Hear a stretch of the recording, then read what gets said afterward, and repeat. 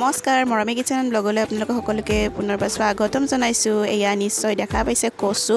আমাৰ ঘৰতে অকণমান কচু হৈছিলে আৰু সেয়া মই আজি কাটি আনি অকণমান ৰেচিপি এটা দেখুৱাম বুলি ভাবিছোঁ। আৰু সকলোৱেতো জানে, তথাপিও মই আজি আপোনালোকক দেখুৱাওঁ কেনেকৈ বনাই মেলি খালোঁ। প্ৰথমে মই কচুখিনি বাকলিখিনি গুচাই লৈছোঁ।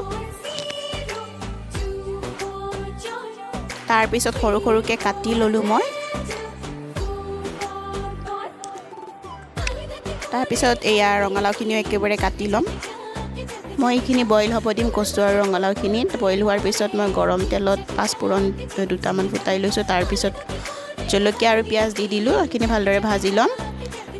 তাৰপিছত মই আদা আৰু নহৰুৰ পেষ্ট 1 চামুচ দি দিছোঁ। তাৰপিছত সিজাই থৈ দিয়া এইখিনি মই এতিয়া দি দিম ধুনীয়াকৈ।